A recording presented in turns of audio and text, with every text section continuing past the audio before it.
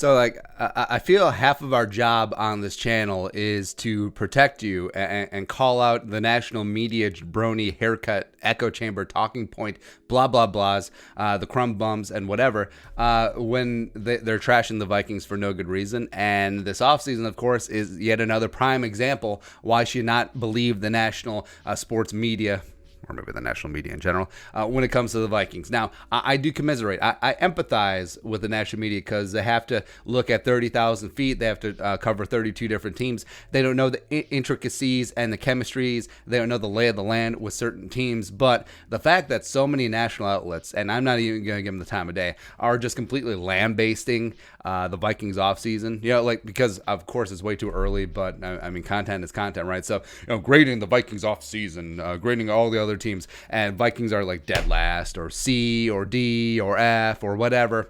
I get it. I get it. Well, notably so PFF. So PFF hates the Vikings offseason for twofold. Number one, they love Stephon Diggs, rightfully so. I mean, Diggs is an analytics monster. He puts up great grades, all of that stuff, contested catches. He's a great talent, but also the haul that the Vikings got in return, it's a king's ransom compared to what the Houston Texans gave away Nuke Hopkins. I mean, you gave away Nuke Hopkins, you didn't get a first-round pick, you got a second and a fourth, and a backup running back with a big contract.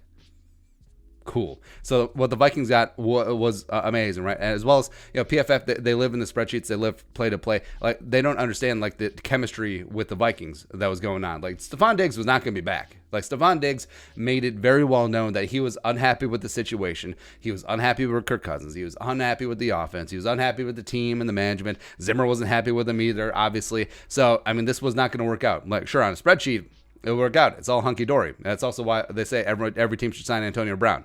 But Stephon Diggs simply was not going to be back at all. And Kirk Cousins' extension, which solidified that he was going to be here for the foreseeable future, I mean, that was time for a new change. Oh, trade him because he's tweeting. So he's gone. Also, I mean, they hated the Michael Pierce signing. They really did, because you're giving $9 million a year, a 3-year contract to essentially a two-down player, run stuffer.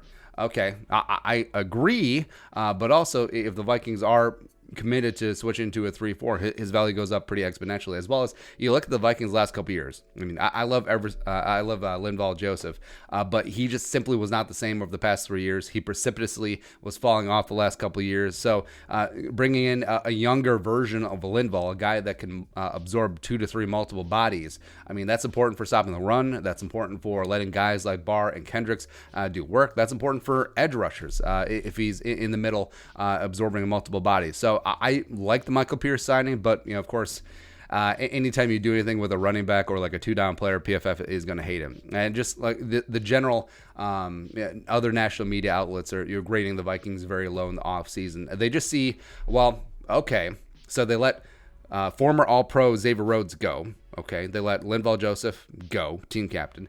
They let Steve Weatherly go. They let Mac Alexander go. They let Trey Waynes go. They let former captain and Pro Bowler Everson Griffin go. So those 6 moves. So we'll break them down one by one. So Xavier has not been the same since 2017. Like 2018 was garbage. 2019 was somehow worse, somehow, some way. So it really is addition by subtraction by punting on Xavier Rhodes. But of course, I mean, in the national media covering 32 different teams, they don't know. There's like, oh, Xavier Rhodes, it's cornerback 1, 2017 first team All-Pro. What the hell, Vikings? Same thing with Trey Waynes. Him signed for a massive deal in Cincinnati. Trey Waynes, would you say Trey Waynes was a successful or a bust first-round pick? I would say he's right in the middle in terms of value return, because I don't think that he necessarily lived up to being the number 11 overall pick, but also I don't think he was bad. I think he was a perfectly okay serviceable starter, a perfectly okay cornerback 2. Yes, he's going to be paired up with William Jackson, the third in Cincy, but also, I mean, you're giving him $14 million a year, and they're applauding the Bengals for that? Well, losing Mac Alexander, that was bad. That was pretty bad. No, like he goes to the Bengals for peanuts. Would have loved to keep Mac around, but also the dynamics behind the scenes, what happened with Mac's injury towards the end of the season, left a bad taste in the mouth, same thing. Also, same thing with Jaron Kearse, letting him leave. The analytics community loves Jaron Kearse, but Kearse, I mean, Kurtz is going to be suspended for at least a couple games because of the DUI gun charge, right? DWI gun charge. And then also, there was also bad blood between he and Zimmer and the rest of the defense. I mean, the loss in Dejo too. Weatherly, they weren't going to be able to pay what Carolina did, which is fine. I think Weatherly is a perfectly serviceable, perfectly fine rotational player. Was he going to be a starter? Yeah. But then also, like the national outlets roasting the Vikings for letting Everson go. I get it because Everson leadership gone, as well as I think he had a couple of solid years left. Fully understand that there. But they just don't know. Like, they don't know about Afadi Odenigbo, who's ready to rise up and be that superstar. We've made this analogy before. It is exactly like when the national media just completely eviscerated and destroyed the Vikings in 2014. How could they let Jared Allen walk? And to a divisional rival for no less. This is a complete failure by the Vikings. And then they give Everson Griffin all of this money? He started one game. Get out of here. Everson obviously was worth the money. Jared was obviously past his prime. And I think this is another spot, dude, because, I mean, when Afadi Odenigbo steps on that field as a day one edge rushing starter for the Vikings, they're going to be like, who? And then all of a sudden, when he starts ripping ish up, puts up double-digit sacks, and is emerging to become one of the better edges in the game, they'll be like, oh, I told you. I knew it the whole time. I knew that Afadi Odenigbo, the prime Northwestern, the guy who bounced around from Cleveland to Arizona, back to Minnesota, stayed on the Vikings practice squad, didn't want to go to the Eagles 53 because he saw opportunity here with the Vikings and Andre Patterson. Oh, I was in from day one. Please.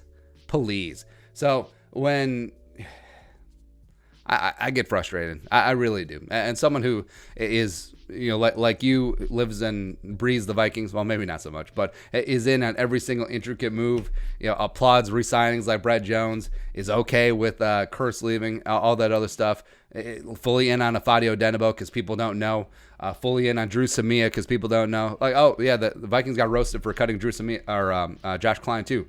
Maybe rightfully so on that one. But, I mean, it is tough, and you can tell why, like, ratings are down for national outlets. Like, if you're fully in on a team, you go seek out, not to toot our own horn, stuff like this.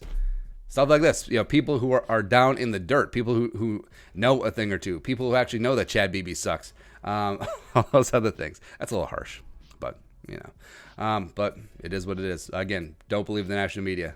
Actually, that's a good start for everything. But your thoughts? Let us know in the comments section below. Subscribe, Daily Vikings Takes. Come along for daily Vikings stuff. I'm professional. Skull production value.